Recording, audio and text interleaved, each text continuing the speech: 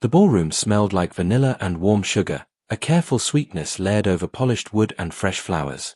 Candles flickered across round tables dressed in cream linens, their light catching on glasses and silverware.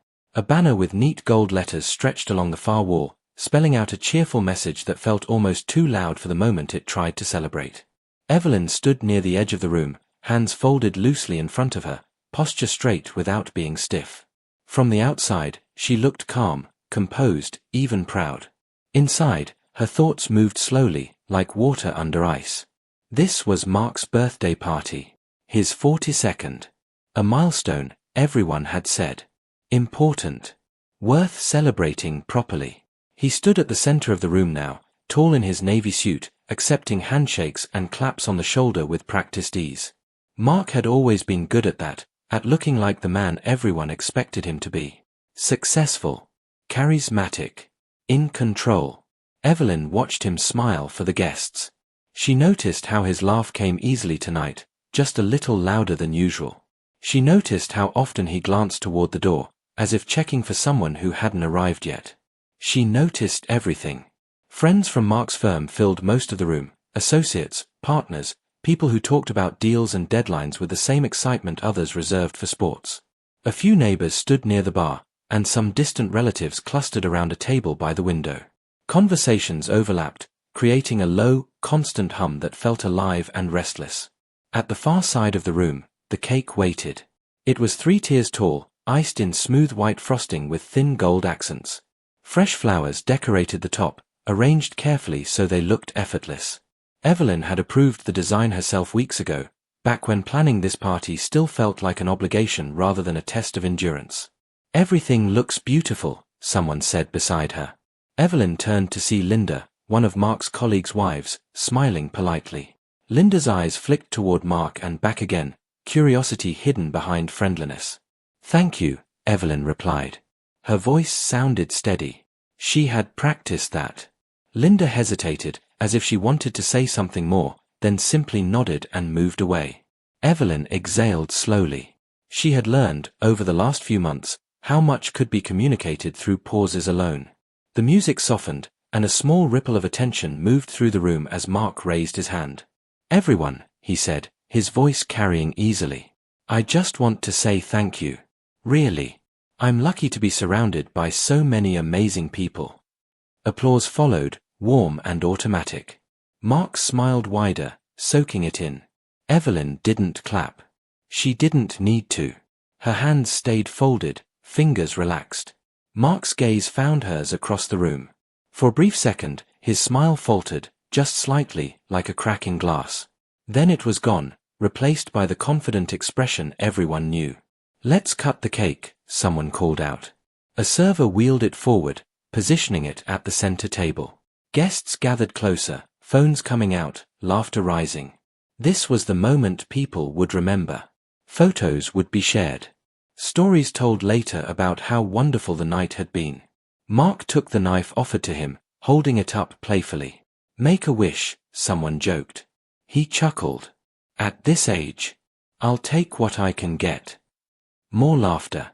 Evelyn stepped forward, standing just to his side. She could feel the warmth from his arm, the familiarity of it. Once, that closeness had meant safety. Now, it felt like standing beside a stranger wearing her husband's face. Mark glanced at her. "You ready?" he asked. She nodded. "Go ahead." The knife sank into the top tier, cutting through the frosting cleanly. The room leaned in, attention focused on the simple act. Mark pressed down again, deeper this time, and something resisted. He frowned. "That's odd." Someone laughed, assuming it was a joke. "Extra filling." Mark adjusted his grip and pulled the knife back. The frosting separated, revealing a flash of red against white. The laughter stopped. The room seemed to inhale all at once. Mark's eyes widened. He stared at the opening, confusion spreading across his face as he reached in carefully, fingers brushing against fabric that didn't belong in a cake. Slowly, he pulled it free. It was unmistakable. Delicate. Bright red. Folded tightly, as if hidden on purpose. A hush fell over the room, heavy and absolute. Someone gasped. Another guest covered their mouth. Phones froze mid-recording. Mark's hand trembled as he held the item up, as though trying to understand what he was seeing. His mouth opened, then closed again, no words coming out. Evelyn didn't move. She watched the color drain from his face. She watched his confident posture collapse inward, shoulders stiffening, eyes darting from face to face. She watched him realize, piece by piece, that the story he had been telling everyone, about himself, about his life, was unraveling in front of them. "What is that?" someone whispered. Mark swallowed hard. I don't know," he said, too quickly. "This has to be some kind of joke." No one laughed. The silence stretched, uncomfortable and sharp. People shifted their weight, unsure where to look. Some glanced at Evelyn, expecting an outburst, a confrontation, something loud and dramatic. She gave them none of it. Evelyn took a small step forward. Her heels clicked softly against the floor, the sound cutting through the quiet. She looked at the cake, at the mess of frosting and the empty space where something had been hidden. Then she looked at Mark. Her face was calm, almost gentle. "Is that so?" she asked. Her voice wasn't raised. It didn't shake. That seemed to unsettle him more than shouting ever could. Mark's eyes met hers, panic flashing through them. "Evelyn, I swear." She lifted a hand, stopping him mid-sentence. He froze. The guests watched, drawn into the moment whether they wanted to be or not. This wasn't just a mistake anymore. It was something else. Something that demanded answers. Evelyn turned slightly, addressing the room without really looking at anyone. "Thank you all for coming," she said. "I know this must be uncomfortable." A few people nodded, uncertain. She turned back to Mark. "You always said honesty mattered," she continued. "You said it was the foundation of everything." Mark's breathing quickened. This isn't what it looks like." She studied him, really studied him, as if seeing him clearly for the first time. "Then tell me," she said quietly. "What does it look like?" He opened his mouth again, but nothing came out. The room waited. Every second felt longer than the last. Evelyn felt a strange sense of calm settle over her. She had imagined this moment in different ways: anger, tears, chaos. Instead, there was clarity. A sharp, steady awareness of where she stood and what was happening. She reached into her purse, fingers closing around something solid. She didn't pull it out yet. Mark's gaze followed the movement, fear flickering there now, unmistakable. "Evelyn," he said, his voice low, almost pleading. "Please. Not here." She tilted her head slightly. "Not here," she repeated. "When would have been better?" No one spoke. No one moved. Evelyn took another step forward, close enough now that she could see the fine lines at the corners of Mark's eyes, the sweat forming along his hairline. Her hand tightened around the object in her purse. The room seemed to hold its breath as she prepared to speak again. The silence pressed in from every side, thick enough to feel on the skin. Evelyn stood close to Mark now, close enough to hear the uneven rhythm of his breathing, close enough to sense how the room's attention had narrowed until it felt like a spotlight. Her hand remained inside her purse. Mark noticed it again, and this time he couldn't hide his reaction. His eyes dropped, then snapped back up to her face. He swallowed hard. "Evelyn," he said softly, as if lowering his voice might soften the moment. "We can talk about this later. Please." Later. The word drifted between them like an insult. Evelyn didn't answer him right away. She turned instead to the nearest table, where a group of Mark's colleagues stood frozen, champagne flutes paused mid-air. Their expressions ranged from curiosity to discomfort to something dangerously close to judgment. "I appreciate your patience," Evelyn said to them, her tone measured and polite. "This won't take long." Mark's head snapped toward her. "What are you doing?" She finally withdrew her hand from her purse. What she held wasn't dramatic. It wasn't flashy. It was simply a folded envelope, slightly worn at the edges, as if it had been opened and closed many times. She didn't wave it. She didn't hold it up high. She placed it gently on the table beside the cake. "I didn't plan to do this tonight," she said. "Not like this." Mark shook his head, panic rising in his eyes. Evelyn, don't. She looked at him calmly. You had months to explain. The guests leaned in almost without realizing it. No one reached for their drinks now. No one checked their phones. The party had become something else entirely. Evelyn slid a finger under the flap of the envelope and pulled out a small stack of printed pages. Emails. She didn't read them aloud. She didn't need to. She simply spread them out on the table, next to the ruined cake. Mark's face went pale. That's private, he said quickly. You can't. Private? Evelyn echoed. You sent them from your work account. A murmur rippled through the room. One of Mark's partners shifted uncomfortably, his expression tightening as recognition flickered across his face. These weren't strangers. These were people who understood exactly what work emails meant. Evelyn turned one page over, revealing a photograph printed beneath the text. Nothing explicit. Just a familiar office, Mark's office, and a woman's red heels beside his desk. The same shade of red as the fabric pulled from the cake. Mark reached out instinctively, as if to snatch the papers back, then stopped himself when Evelyn met his eyes. Don't, she said quietly. The word landed heavier than a shout. She addressed the room again. I won't pretend this is easy. Or pleasant. But I won't protect a lie just to keep things comfortable. Someone cleared their throat. Another guest took a small step back, suddenly aware they were standing in the middle of something deeply personal. Mark's voice shook.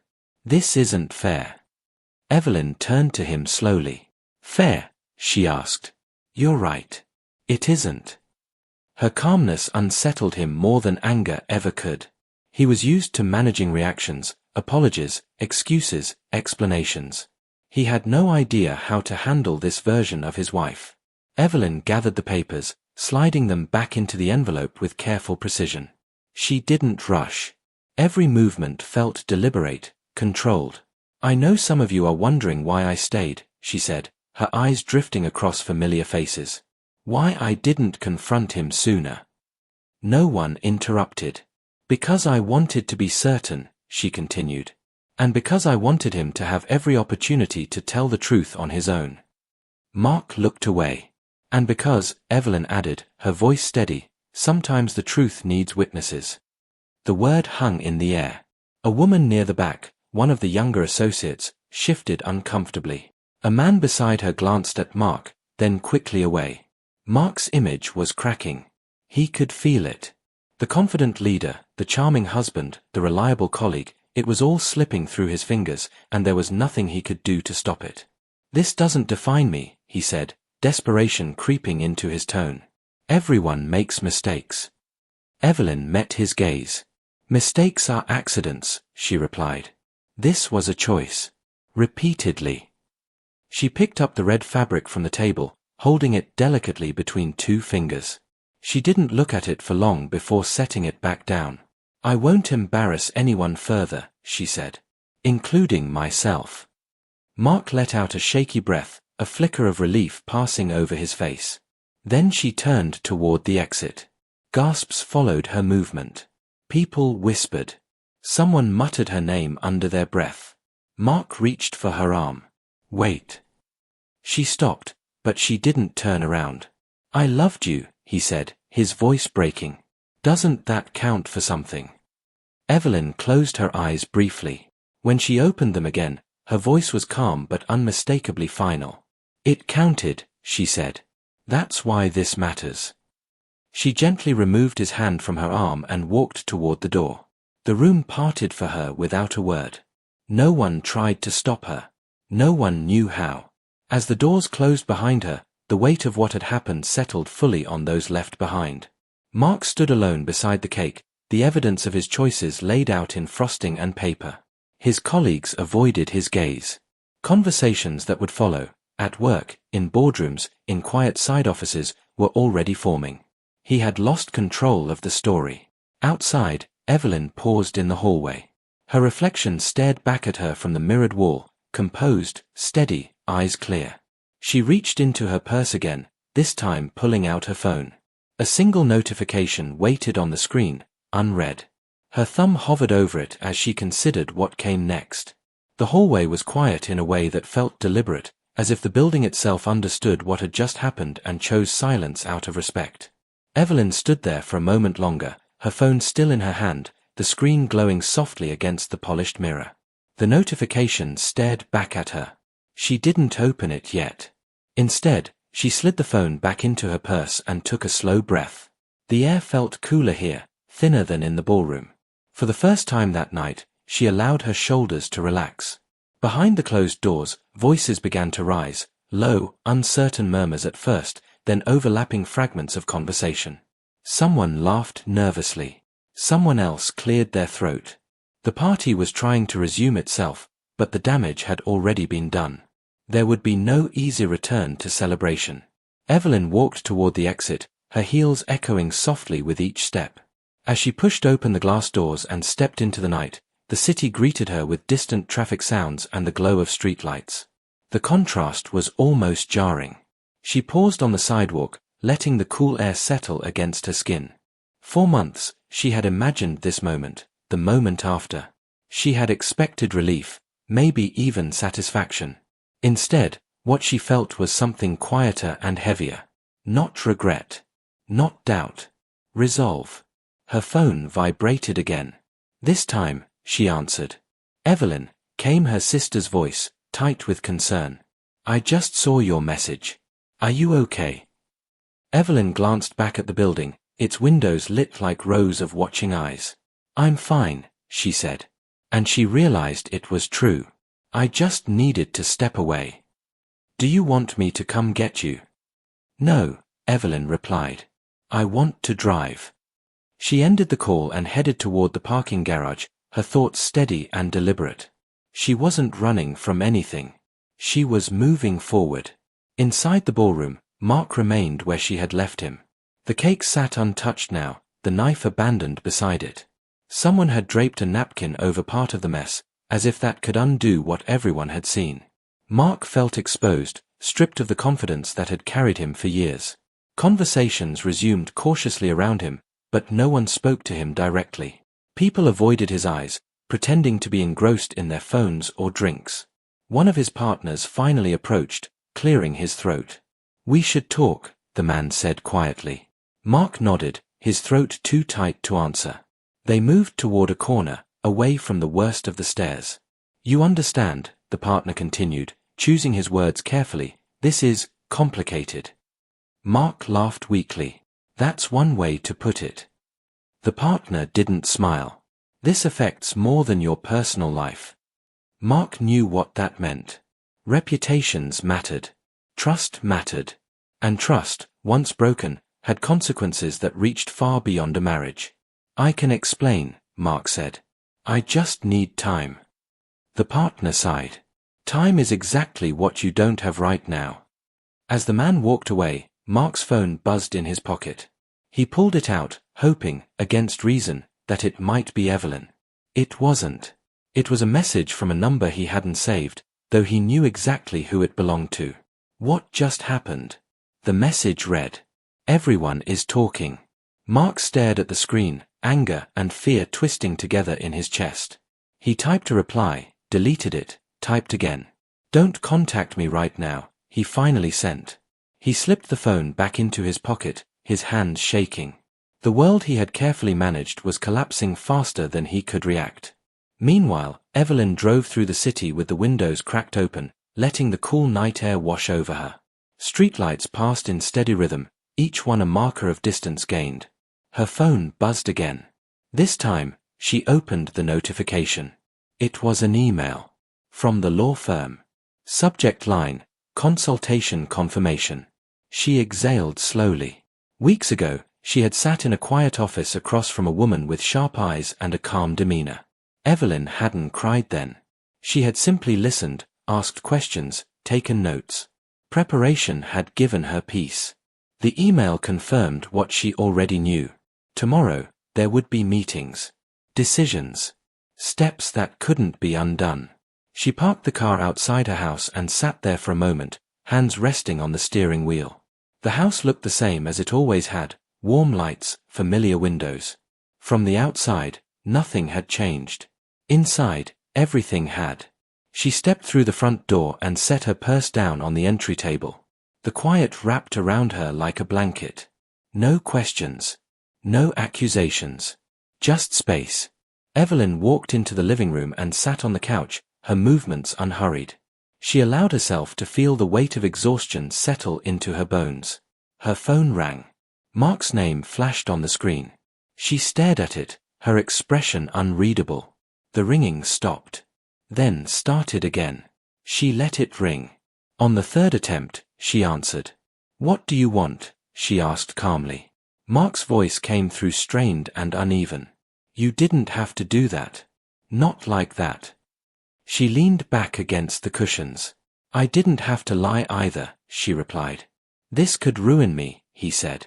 Evelyn closed her eyes briefly. "You ruined yourself." There was a long pause on the other end of the line. "Are you leaving me?" Mark asked quietly. Evelyn opened her eyes and looked around the room, at the life they had built together. At the photos on the wall, the furniture they had chosen, the space that had once felt shared. "I already did," she said. She ended the call before he could respond. Evelyn set the phone down and stood, walking toward the stairs. Each step felt deliberate, purposeful. She wasn't reacting anymore. She was deciding. Upstairs, she opened the bedroom door and looked inside. The room was still, untouched. Mark's things lay where he had left them that morning, evidence of a normal day that no longer existed.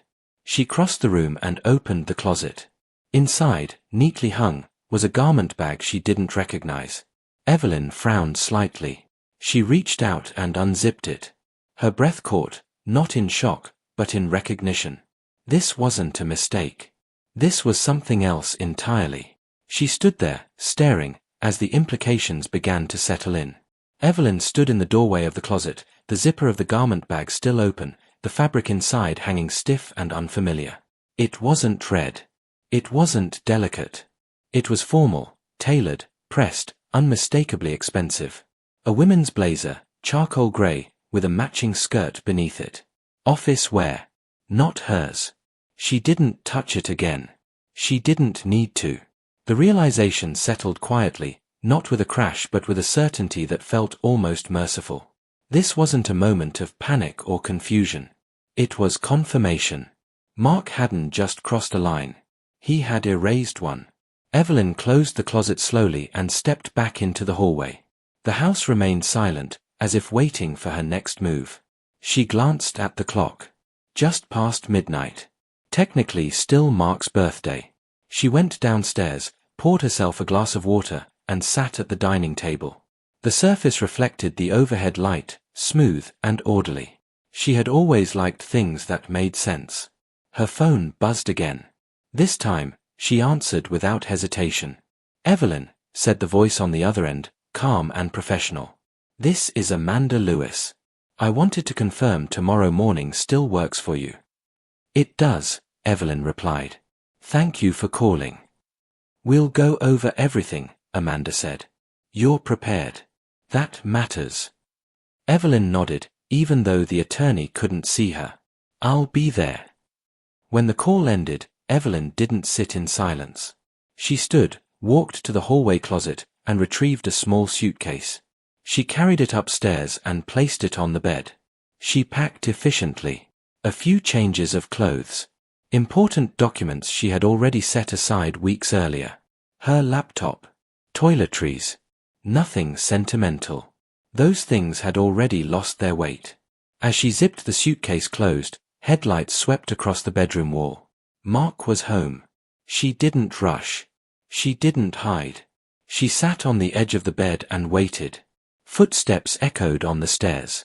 The bedroom door opened, and Mark stood there, his tie loosened, jacket missing, his expression exhausted and frayed. For a moment, he just looked at her. "You packed," he said quietly. "Yes," Evelyn replied. His gaze flicked to the suitcase. "Where are you going?" "Somewhere peaceful," she said. "At least for now." Mark ran a hand through his hair. "This went too far," he said. "You made your point." Evelyn studied him. He looked smaller tonight. Less certain. The man who had commanded rooms now stood uncertain in his own home. I didn't do this to make a point, she said. I did it to tell the truth. He shook his head. You humiliated me. She met his eyes. You humiliated yourself. The words weren't sharp. They didn't need to be. Mark took a step closer. We can fix this, he said. I'll end it. Whatever you think you saw, it doesn't have to mean anything. Evelyn stood. She was calm, but there was steel in her posture now. You hid another woman's clothes in our home, she said. You hid evidence in a cake meant to celebrate you. And you stood in front of everyone and lied. Mark opened his mouth, then closed it again. There's nothing left to fix, Evelyn continued. Only things to accept. He glanced toward the closet, then back at her, understanding dawning too late. You went through my things. I noticed what didn't belong, she corrected. Silence stretched between them, thick and final. You're really leaving, Mark said. Yes. For good. Evelyn paused, just long enough for the answer to carry its full weight. Yes. Mark sank onto the bed, his shoulders slumping. For the first time that night, he looked defeated. This will ruin everything, he muttered. My career. My reputation. Evelyn picked up her suitcase. Consequences don't ruin things, she said. They reveal them. She walked past him toward the door. He didn't try to stop her this time. Downstairs, she paused at the entryway and took one last look around. The house had been a chapter. Important. Meaningful. Finished. She opened the door and stepped outside. The night air greeted her again, cool and steady. She placed the suitcase in the trunk of her car and got behind the wheel. As she drove away, her phone buzzed once more. A message from a number she didn't recognize. This is Claire, it read. I didn't know he was married. I swear. Evelyn stared at the screen at a red light, her expression unreadable. She typed a reply, then erased it. Typed again. He was, she finally wrote. And now he isn't my responsibility. She sent the message and deleted the thread. The next morning, news of the party had already spread. Not officially. Not publicly. But enough. Mark's firm called an emergency meeting. Conversations took on a careful tone. Invitations were reconsidered. Trust shifted, quietly but permanently. Evelyn sat across from Amanda in a sunlit office, reviewing documents with steady hands. There were no tears. No hesitation. You're doing the right thing, Amanda said softly. Evelyn nodded. I know. When she left the office, she felt lighter than she had in months. Not happy. Not yet. But free. Across town, Mark sat alone in his office, staring at a desk that suddenly felt too large. The image of red fabric against white frosting replayed in his mind, over and over again. He had been seen. And some things, once seen, could never be unseen. Evelyn drove toward a future that was finally hers, the city unfolding ahead of her in steady motion. For the first time in a long while, she didn't look back.